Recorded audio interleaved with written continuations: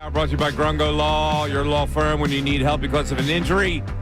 Pray for peace. Prepare for trial, grungolaw.com. And the 10 o'clock hour was just brought to us by Window Nation, where you can take advantage of their 50% off sale on all style windows, plus no down payment, no payments, and no interest for 12 full months. Call 866-90-NATION or visit windownation.com. All right, the Sixers, by the way, the home opener is tomorrow. We're going to have Tim Legler on tomorrow to handicap the season for the 76ers, which right away I'm not happy with. Why is that? Because they're not going to see the big three? Yep. So tomorrow, ladies and gentlemen, tomorrow, be excited for your opening day. You might not see anybody. Paul George probably not going to play. No way that they're going to actually put Embiid in a game. God forbid. You know, this is the beauty of this whole thing, right? I don't like it, okay? I don't like this load man. I know people are bought into it now. Well, you got to keep him healthy for the playoffs. There's no guarantee that he's going to be healthy for the playoffs anyway. So what are we talking about here? He was supposed to be in better shape when he showed up this season. Oh, look at the weight loss. And yet, he can't play in a game yet. So why did he play in the Olympics? What?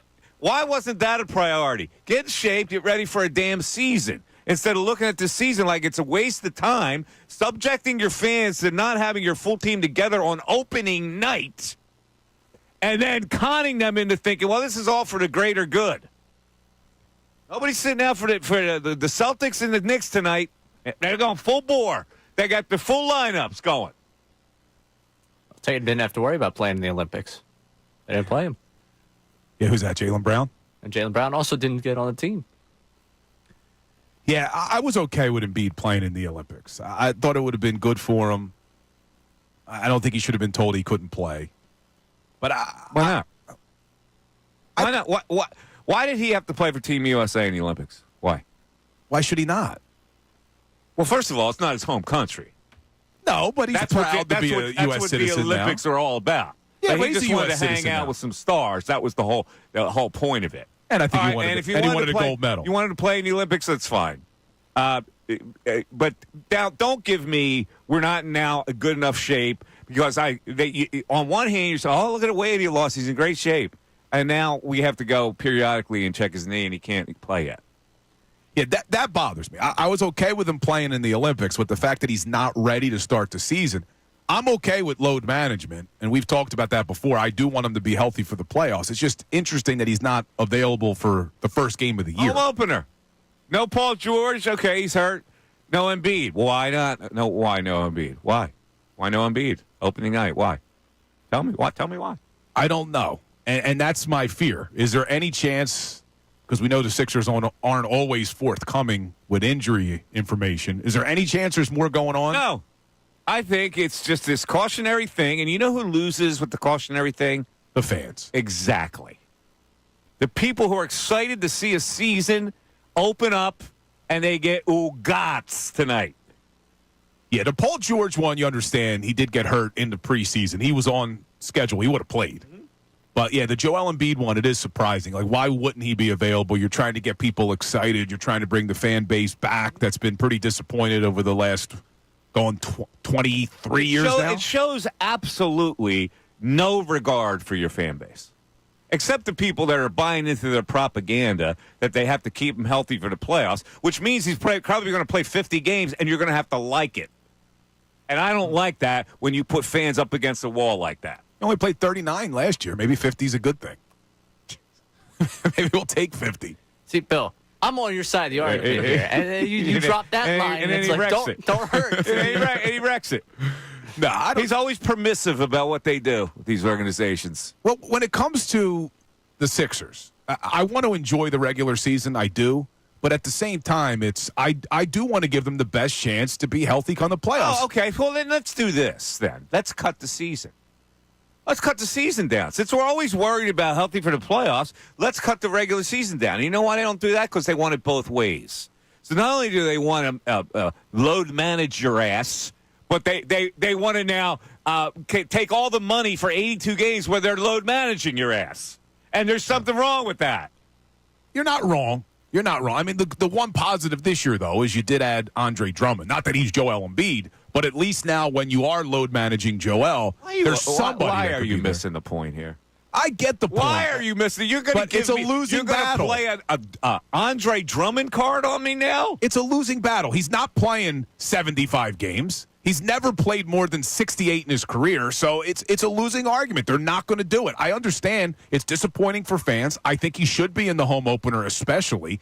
But the whole load management thing, I guarantee you, and I want to hear from fans on this, I guarantee you, if we could ensure that Joel Embiid would be healthy for game 1 of the playoffs, every single fan would sign up for load management and say, we don't care if he only plays 60 games, as long as he's healthy. Isn't that the greatest con a team could put on you?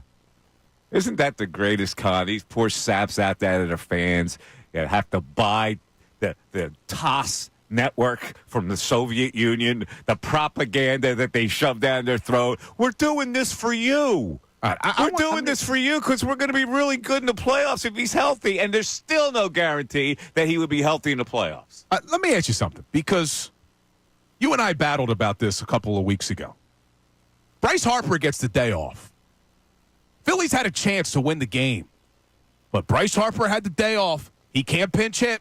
We gave him the day off. Was that not an insult to Phillies fans? It's 162 baseball games. And 162 baseball games is probably equivalent to 82 basketball games. Basketball takes a lot more toll on the body than baseball does, as far as running up and down the court when you're 7 feet tall on hardwood.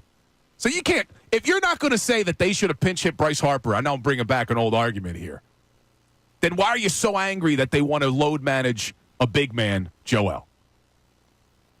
Joel is supposed to be healthy. Bryce Harper at the time was nursing something. Joel is supposed to be healthy. When he shows up, is he not supposed to be healthy? Didn't they rave about the weight loss? I didn't see it, but they raved about the weight loss. He does look lean. Does? I mean, he's no Ray Dunn, but yeah, I guarantee you when you finally see him on the court, you're not going to think that he's leaner. I thought he looked good last season when he came back. When he came back for the playoff run, I know he was out of shape, but he didn't look like he had put on weight. It looked like he was what's the word I'm looking for? Svelte? He's a good word. He's never been svelte. It's a Gettysburg word. He's always carried too much weight. Always. What did he lose? 30 pounds, they said, coming into this season? Yeah, what's BS? Because he didn't lose 30 pounds. I saw him. You saw him.